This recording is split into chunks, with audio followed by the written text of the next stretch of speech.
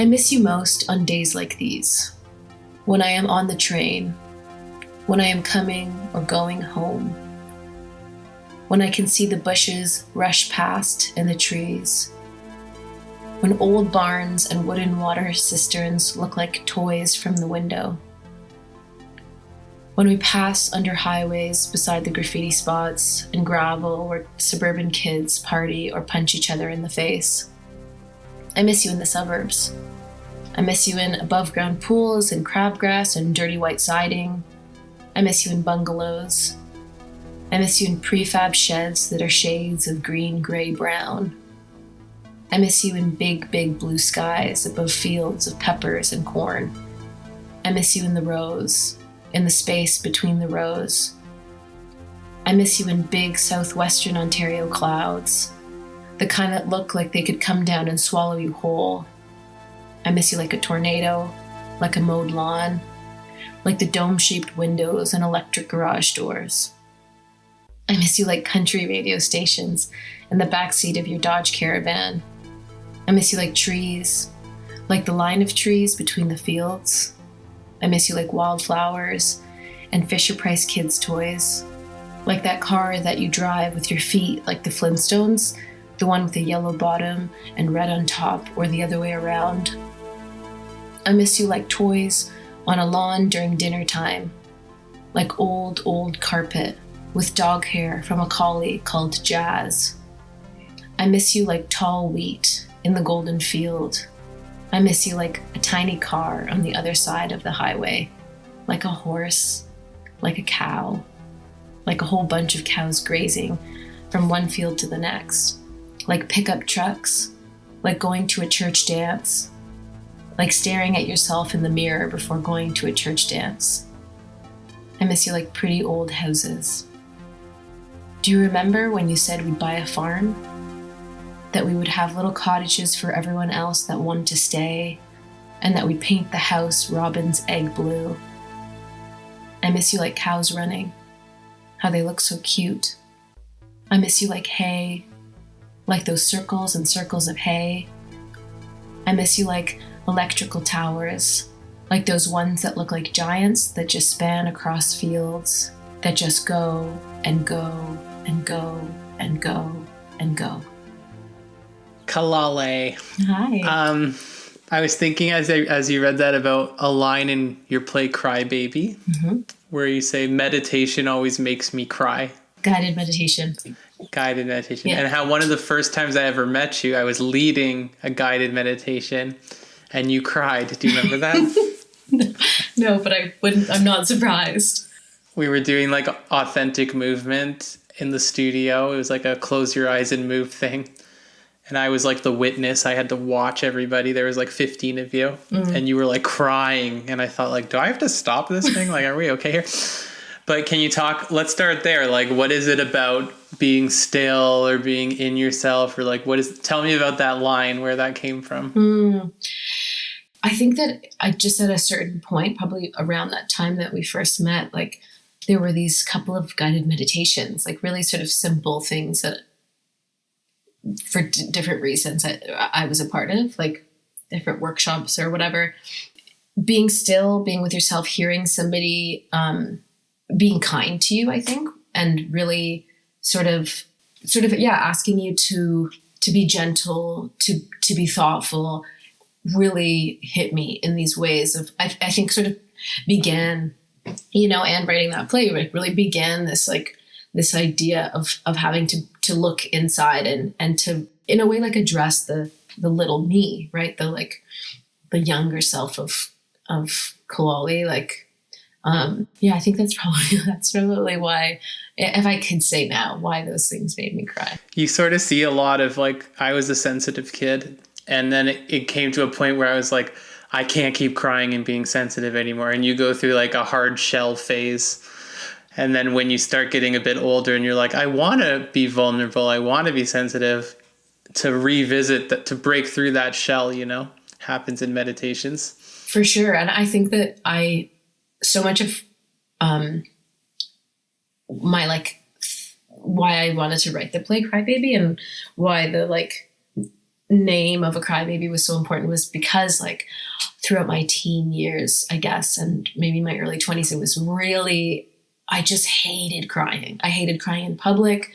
In middle school or whatever, I wasn't always the nicest person because I was trying to build this like exterior shell, this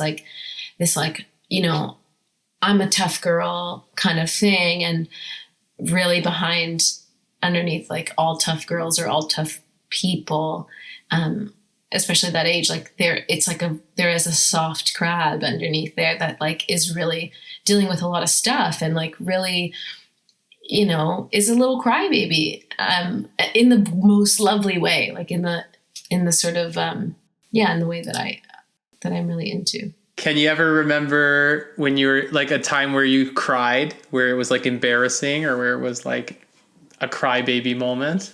I can think of one like kind of recently, which is maybe it's all to say as like, it's a journey. It's a process to like accepting the inner crybaby. But like, there was a time like at a reading, like there was like a book launch of someone's, and they were reading their poetry, and I was like in the front row and just like weeping, and I just felt so like insecure for like what I felt like was taking up so much attention, and like really just wanting to like hide the fact that I was crying, and like, I just like wanted to get out of the situation as quickly as possible. I was like, but you can't like sort of get up in the middle of someone's reading something.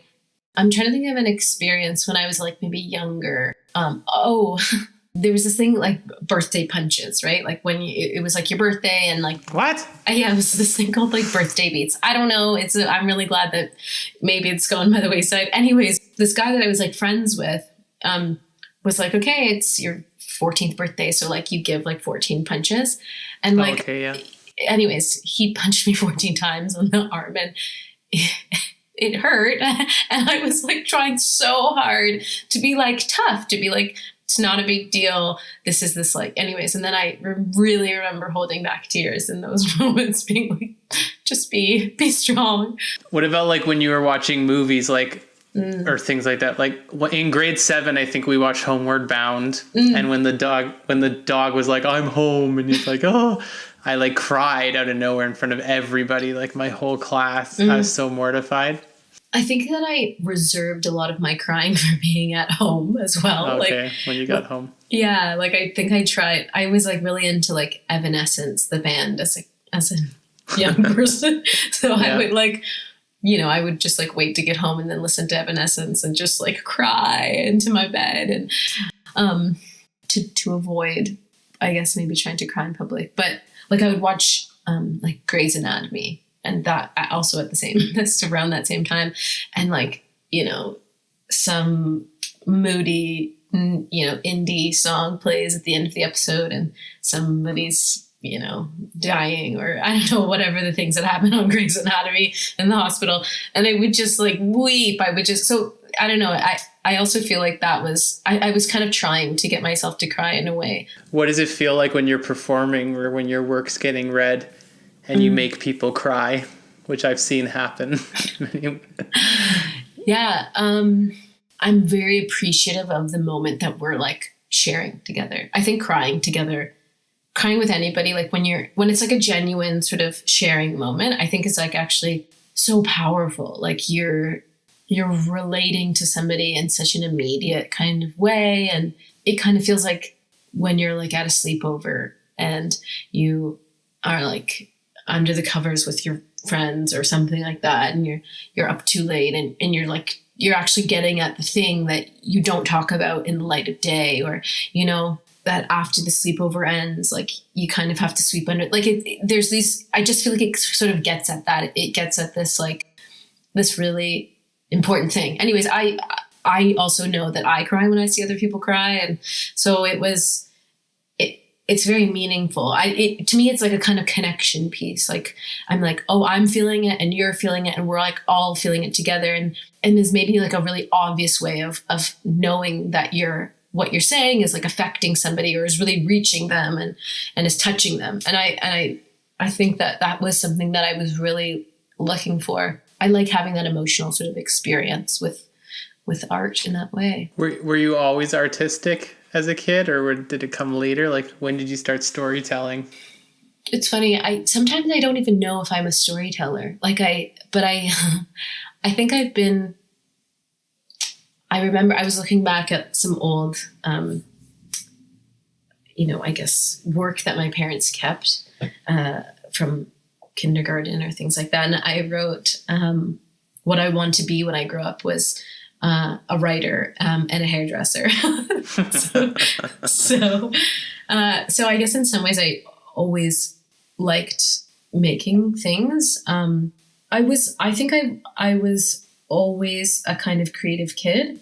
My dad is a painter, and as well as he had a sort of Joe job as well, but he's painted for my entire life, and he wrote a sort of memoir.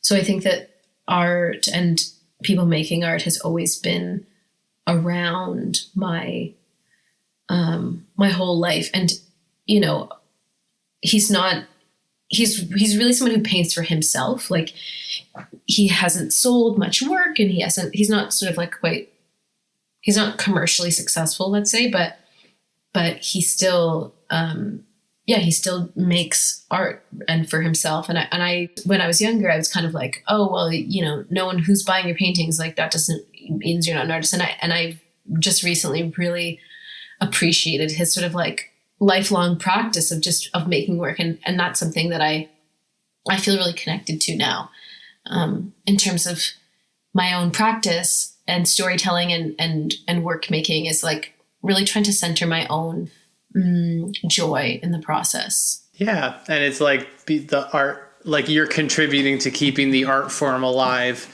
So it's less important it's not about like if it sells, it's about, are you painting every day, you're a painter, or are you writing every day, you're a writer? Were you like, would you say as a kid you were like, maybe it changed, but like, were you like popular, not popular, one of those kids who doesn't notice things like that? Like, what were you like as a kid? No, I really,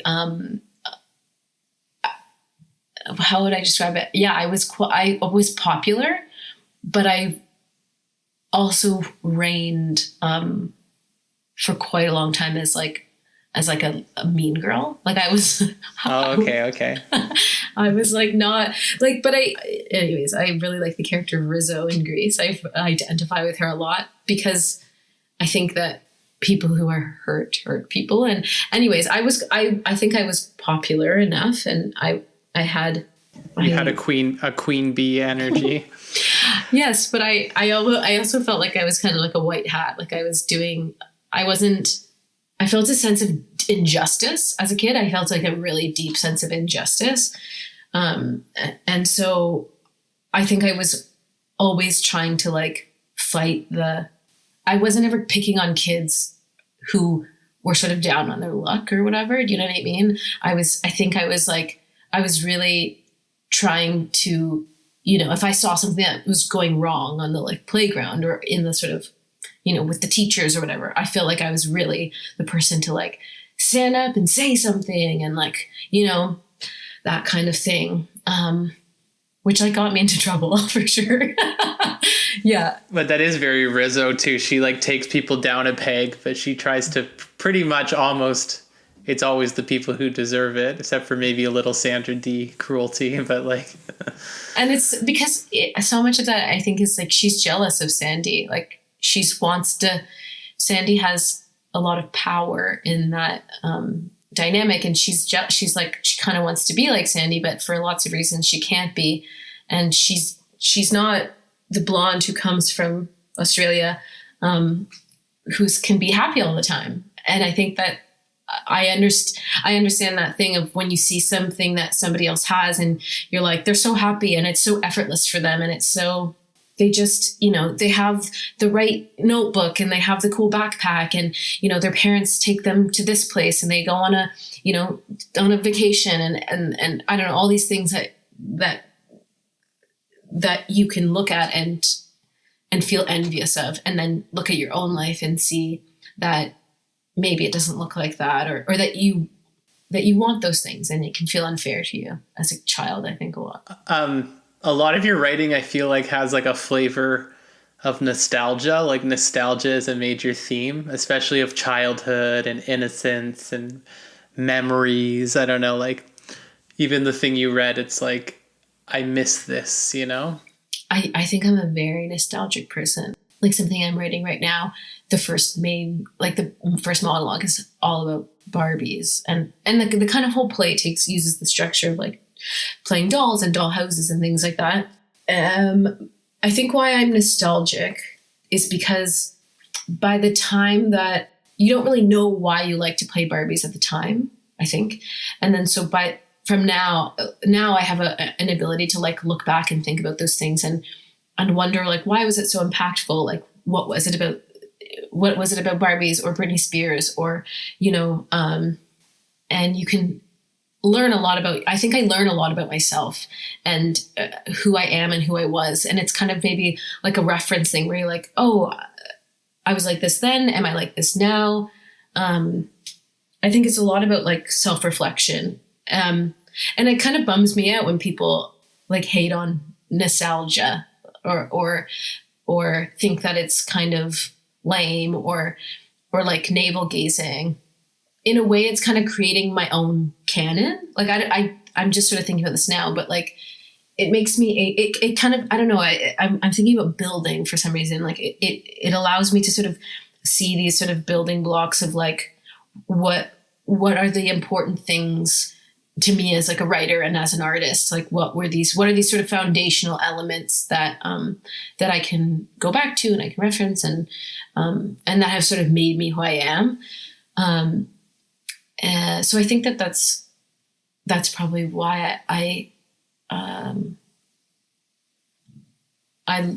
like looking back or I you know, nostalgia is so important to me. There was this like TikTok that I saw that was also talking about when you watch something over and over again, it's because you are craving a kind of like stability and a sense of kind of care where you know what you're getting involved in and it's a kind of self-soothing technique. Yeah, it's like you don't know, you know what's going to happen next because you've seen it. So there's no surprises. Totally. Yeah. And there's like a reclaiming in a way because it's like these things bring me comfort. I can look at them critically and still see the problematic things, but I can also like they're for me and I want to watch them anyways. I don't have to like devoid myself of all my childhood culture. I can understand its problems and still use it as comfort. Totally. And like when watching it, I think it's great to sort of watch it at different ages because you're like, oh yeah, I did notice this, you know, when I was 7, I didn't get this like sex joke or something like that. Or when I was 16 and we hadn't really talked about sort of culturally like race and sexism and misogyny sort of weren't in the sort of cultural conversation as much as they were. And so watching it then and then watching it now and yeah, just seeing your own growth is interesting in that way and seeing what you pick up and what you notice and, you know, class is another piece to fold in there.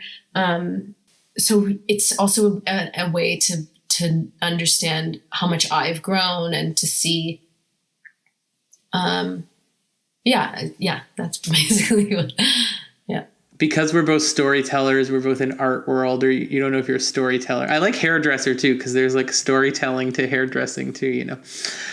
But a big thing that I heard from you say is like speaking your truth if you see injustice and being nostalgic and building your own aesthetic and like making your own world. I don't know. What do you think about like the value of, this sounds so cheesy, I guess, but I'm trying to think of like for all those kids out there who have never made something or who have all these feelings, they're emotional kids. Like that's my number one advice to emotional kids is like make something and join groups of other make something kids because you'll express yourself somehow, you know? I made a dollhouse out of paper mache and it reminded me about how much like doing a simple arts and crafts thing can like really bring me so much joy and it didn't have to be perfect. Like that was the other thing is that like just being able to just try and make something. And I think so much of what can hold me back when I'm trying to make something is like this like need to make it perfect. And I get that. And that's like a real stressor for people, or like, I feel like it's like the reason why people don't try to make anything, because they're like worried like, oh, is this going to be perfect? Is this going to da-da-da? But like, just let yourself try to just let yourself go and just try, you know, like it was really like awesome to just not be judgmental and was so cathartic, you know? And it's even harder, I think, for young people now, because it's like put it on Etsy and make a TikTok of it and sell. Like there's so many ways to sell it that it's hard to like just be messy, and which is okay too, wanting to sell your stuff and wanting to get it out there or whatever. But it's like, there's a thing I read once that it's like, if you look at what you're making and you hate it, it's probably a good sign, because it shows that you have like a taste level that's higher than a skill level. And like people who are like on their very first thing they write, if they're like, it's perfect, I love it, it's the best thing ever, it's like, well, then your taste level isn't high enough to be a writer. And I find that so true, that if I write something within 6 months, I'm like, ugh, I like can't stand it anymore. And it's like, there's elements I like about it, there's things, but it's like my taste level outgrows my abilities constantly. So I think you do have to be willing to be messy and displeased, and like, but also have pleasure in the fact that it is unfinished and not as polished, you know? And that like I made the dollhouse because I started to paint, and I'm not a like painter by trade or anything. Like I've not really painted in my life, but I made this painting, and it was like at the beginning of this process of writing this play, and I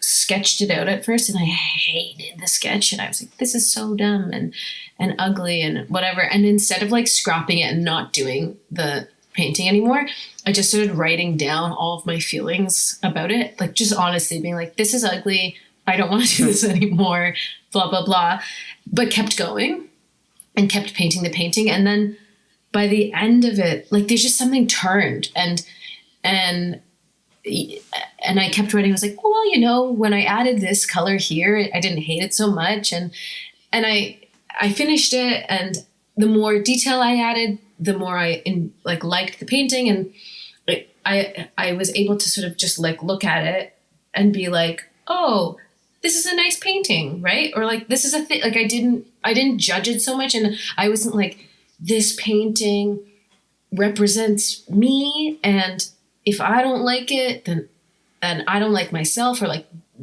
there wasn't just such like a value tied to the thing that I was making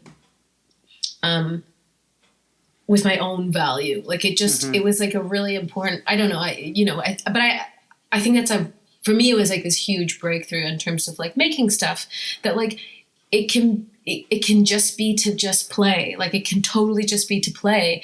And it really doesn't have to be perfect. And like pushing through those initial phases of being like, this feels, you know, like crap. Like it just like allows you to make so much more stuff. This is maybe so anecdotal, but this friend of mine in high school, like started taking photographs, and, you know, and at first people were kind of like, well, that's a bit lame, or like, you know, whatever. Or not that it was lame, it's just that she wasn't a professional photographer, right? And so they were photos taken by a 16-year-old non-professional photographer. Anyways, she continued to take photographs and like push through those like phases of working out the kinks. And, you know, now she's a professional photographer, and she's done really well for herself. And I think it's about that, like, there's something, you know, about that consistency, about if you can move past that phase of like kind of hating what you're doing, or like being so critical that it stops you, you'll get better, you know, and you'll make something that you love. That's sort of what I think. Or like the doing is what you love, so the product will be what comes out of that. But yeah, I think the moral of today's talk is, like, don't be so sensitive, but be sensitive. You know what I mean? Be vulnerable, not critical, and like just trust it. That's great.